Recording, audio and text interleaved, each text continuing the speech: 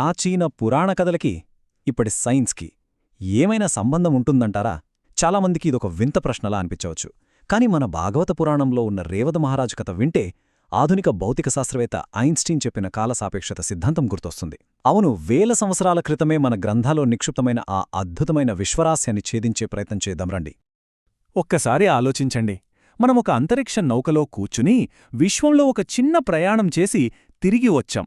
కాని ఇక్కడికొచ్చాక తెలిసింది భూమిమీద ఒకటి కాదు, రెండు కాదు, ఏకంగా లక్షల సంవత్సరాలు గడిచిపోయాయని. మన ఇళ్ళూ మన ఊళ్ళూ మనకు తెలిసిన ప్రపంచం ఏదీ లేదు. అంతా మారిపోయింది. ఇది కేవలం సైన్స్ ఫిక్షన్ సినిమాల్లో చూసే ఊహ కాదు. ఈ ఆలోచనే ఈరోజు మన చర్చకు కేంద్రబిందువు. ఇక్కడే అసలు అద్భుతముంది. ఈ మధ్య వచ్చిన ఇంటర్స్టెల్లార్ సినిమాలో చూపించిన టైం డైలేషన్ అనే కాన్సెప్ట్ దాదాపు 5000 సంవత్సరాల క్రితం మన భాగవత పురాణంలో రేవత మహారాజు కథరూపంలో ఉంది. ఒకటి ఆధునిక హాలీవుడ్ సినిమా, ఇంకొకటి ప్రాచీన భారతీయ గ్రంథం.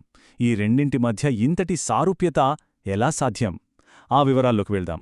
సరే, ఈరోజు మన చర్చ ఎలా సాగుతుందో ఒకసారి చూద్దాం.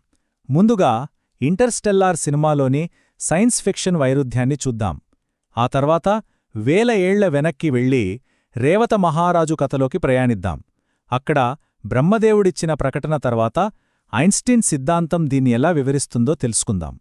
చివరగా ఈ పురాణ విజ్ఞానాన్ని, ఆధునిక భౌతిక శాస్త్రాన్ని కలిపి చూస్తూ ఒక ముఖ్యమైన ప్రశ్నతో ఈ విశ్లేషణను ముగిద్దాం.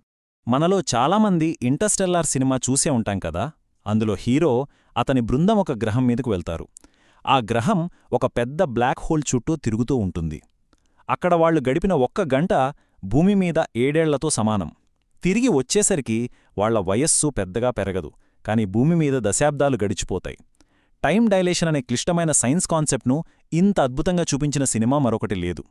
శాస్త్రీయంగా చెప్పాలంటే దీన్నే టైం డైలేషన్ అంటారు, అంటే కాల వ్యాకోచం. ఆల్బర్ట్ ఐన్స్టీన్ తన సాపేక్షతా సిద్ధాంతంలో ఏం చెప్పారంటే, కాలం అనేది స్థిరమైనది కాదు. మనం ఎంత వేగంగా ప్రయాణిస్తున్నాం, మన చుట్టూ గురుత్వాకర్షణ ఎంత బలంగా ఉంది అనేదాన్ని బట్టి కాలం వేగం మారుతుంది. ఈ ఒక్క పాయింట్ బాగా గుర్తుపెట్టుకోండి, ఎందుకంటే మన కథ మొత్తం దీని చుట్టూనే నడుస్తుంది. సరే, ఇప్పుడు మనం టైం ట్రావెల్ చేద్దాం. ఆధునిక సినిమా థియేటర్ నుంచి కొన్ని వేల ఏళ్లు వెనక్కి వెళ్ళిపోదాం, సత్యయుగానికి. అప్పటి కుశస్థలి రాజ్యానికి రాజైన రేవత మహారాజు కథను విందాం. రేవత మహారాజు చాలా గొప్పరాజు. ఆయనకు రేవతి అనే కుమార్తె ఉండేది. ఆమె అందంలో, తెలివిలో, బలంలో సాటిలేనిది.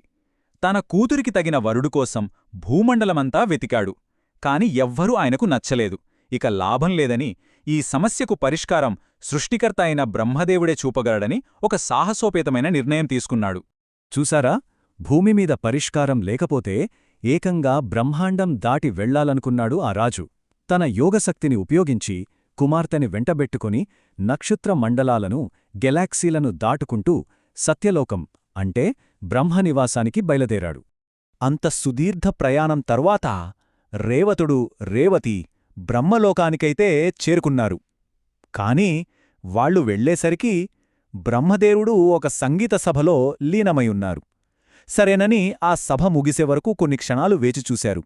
కాని వాళ్లు వేచిచూసింది కొన్ని క్షణాలే అయినా ఆ కాస్త సమయం వాళ్ల జీవితాన్నే కాదు, వాళ్ల ప్రపంచాన్నే మార్చేసింది. సభ ముగిశాక రాజు బ్రహ్మదేవుడి దగ్గరికి వెళ్ళి తన సమస్య చెప్పాడు.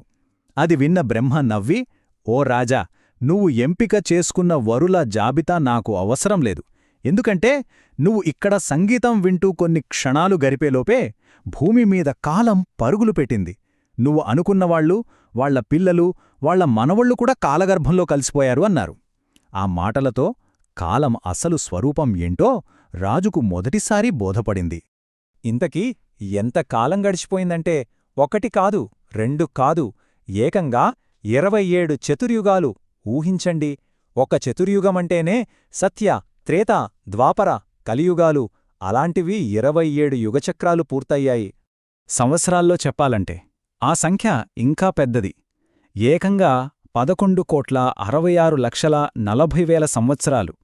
ఆయన చూడ్డానికి వెళ్ళినవాళ్లు కాదు కదా, వాళ్ల తరాలు, వాళ్ల రాజ్యాలు అన్నీ చరిత్రలో పుటలుగా మిగిలిపోయాయి. ఇంతకన్నా స్పష్టమైన టైం డైలేషన్కు ఉదాహరణుంటుందా? సరే, ఇప్పటిదాకా మనం పురాణం విన్నాం. నిజంగా ఇది చాలా అద్భుతంగా ఉంది. కాని ఇలా జరగడం నిజంగా సాధ్యమేనా? దీని వెనకున్న సైన్స్ ఏంటి? ఇప్పుడు ఈ అద్భుతాన్ని సైన్స్ కళ్లతో చూద్దాం. టైం డైలేషన్ని సులభంగా అర్థం చేసుకోవడానికి సైంటిస్టులు చెప్పే ఒక సింపుల్ ఉదాహరణే ఈ ట్విన్ పారాడాక్స్ లేదా కవలల వైరుధ్యము. చాలా వేగంగా ప్రయాణిస్తే లేదా చాలా బలమైన గురుత్వాకర్షణ ఉన్న ప్రదేశంలో ఉంటే అక్కడ కాలం నెమ్మదిగా గడుస్తుంది. రేవత మహారాజు రేవతి బ్రహ్మలోకంలో అనుభవించింది అక్షరాల ఇదే. ఇక్కడే మన విశ్లేషణలో అత్యంత ఆసక్తికరమైన భాగానికి వచ్చాం. ఒకవైపు ప్రాచీన పురాణ కథ, మరోవైపు ఆధునిక భౌతికశాస్త్ర సూత్రాలు.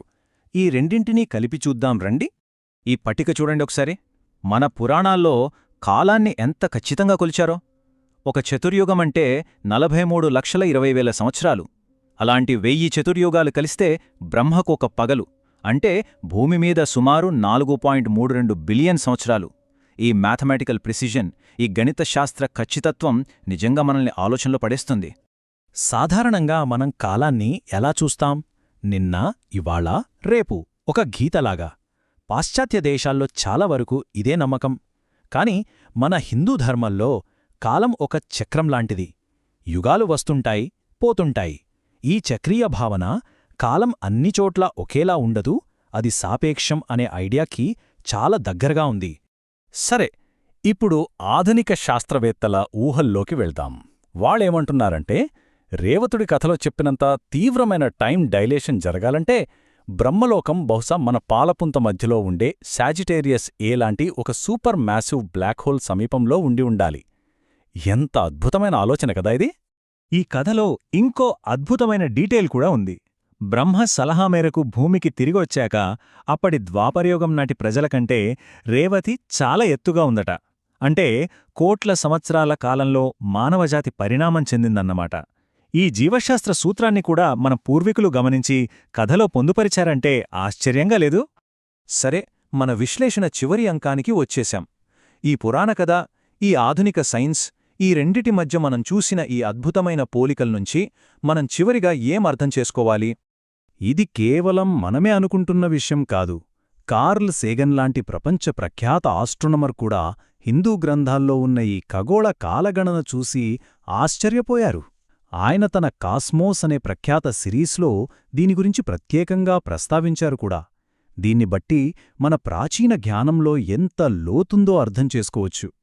కాబట్టి చివరిగా ఒక ప్రశ్నతో ముగిద్దాం.